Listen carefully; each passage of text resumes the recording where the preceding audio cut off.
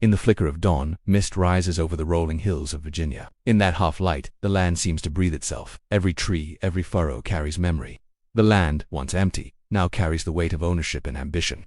This is where our story begins, with Colonel William Preston, a man of birth and vision, but also a man whose legacy was built upon silent suffering. William Preston was born on Christmas Day, 1729, in Limerville, Northern Ireland. His family crossed the ocean, seeking opportunity. From boyhood, he carried two burdens, hope and expectation. He studied, surveyed, negotiated land. He rose, he gained, he planted roots. In Virginia, he became a landowner, surveyor, militia officer, and politician. He built a plantation he named Smithfield. Completed by 1773, it became his home and the center of his power. Smithfield stood grand, with columns, wide porches, brick, and timber. Yet behind its walls were dark quarters and endless fields.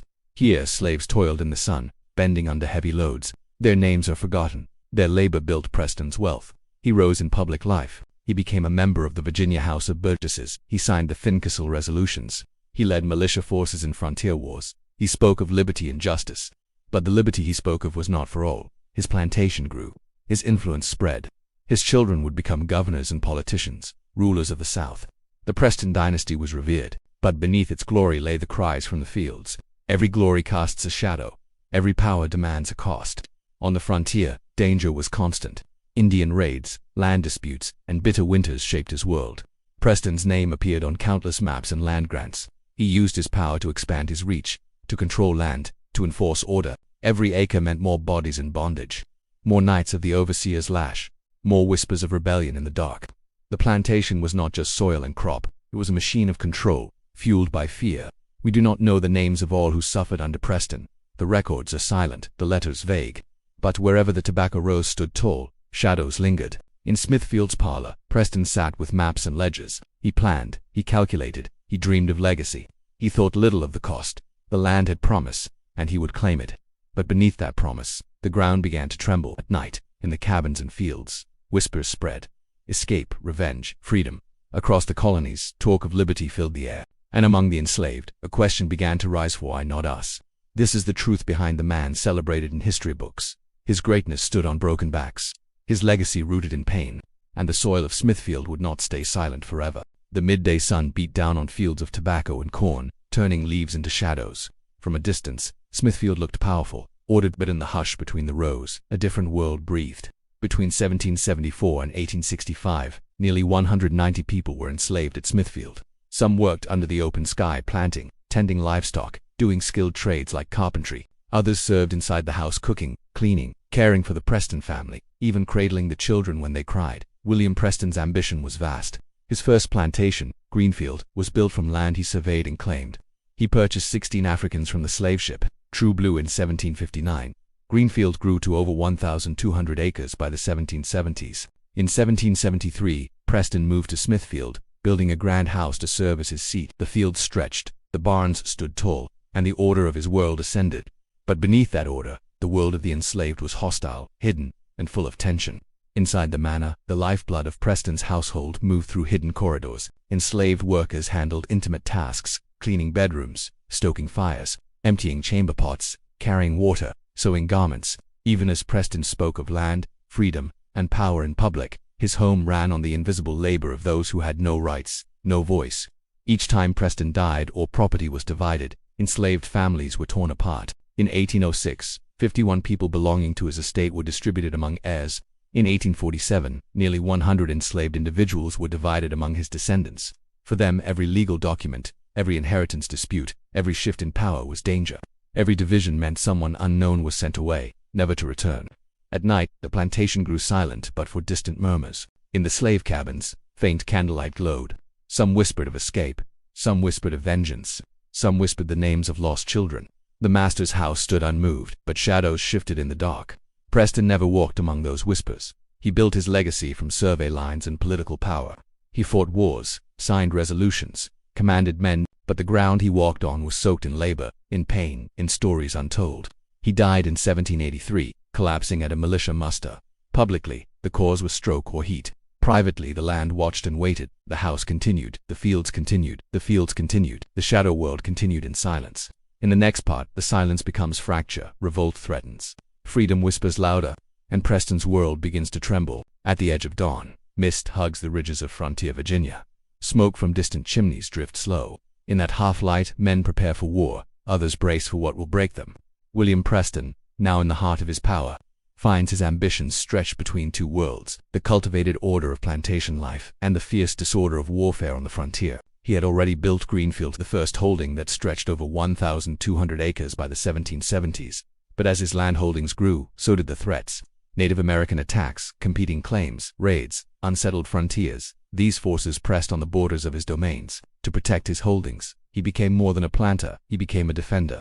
When the American Revolution ignited, Preston's role sharpened. He aligned with the Patriot cause, forging committees, organizing militia. In 1775, Preston and others in Fincastle County led the formation of a county committee to respond to the Continental Congress's call.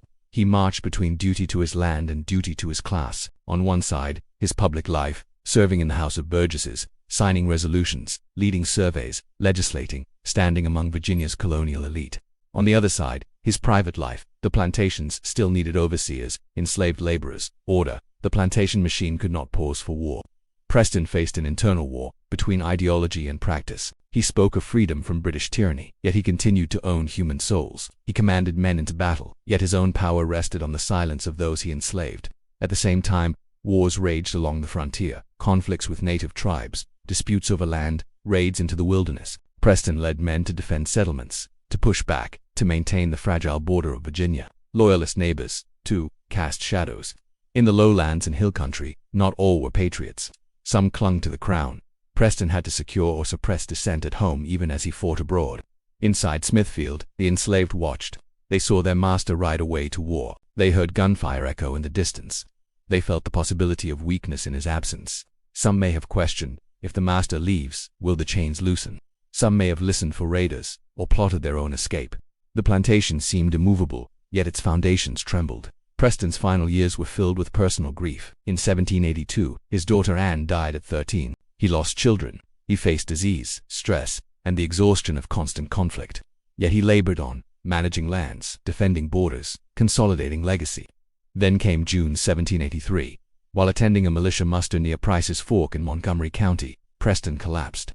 Official accounts say it was heat or stroke, but the land whispered other possibilities. The burden of war, of conflicting ideals, of sustaining a vast plantation empire, all weighed him down.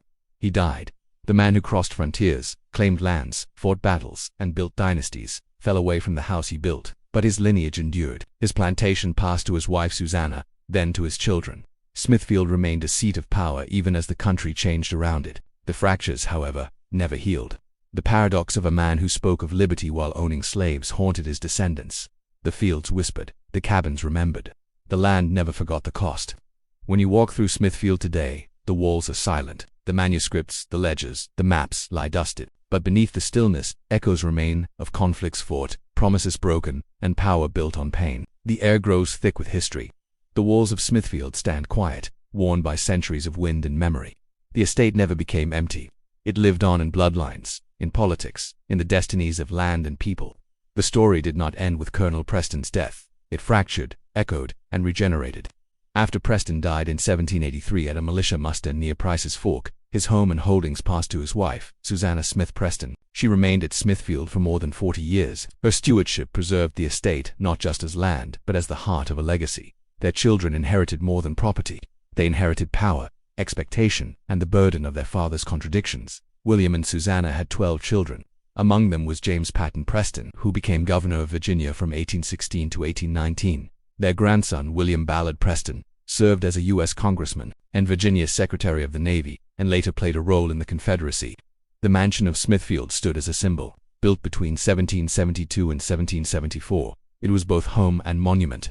Its architecture, with high ceilings and refined rooms, was meant to impress guests with wealth and power. Yet even as the Prestons expanded, the land remembered. The fields held footprints of those who labored. The slave cabins, long vanished, left imprints in soil and story. The graves of both Prestons and enslaved people lie side by side near the plantation grounds. In the 19th century, as America fractured over slavery and union, the Preston name remained prominent. They aligned often with Southern interests. Smithfield's heritage became entangled with the politics of secession and memory. Legacy, however, is haunted. Descendants sold parts of the plantations, and the land gradually changed hands. The historical narrative sanitized the cost. The names of slaves were rarely mentioned, their suffering glossed over.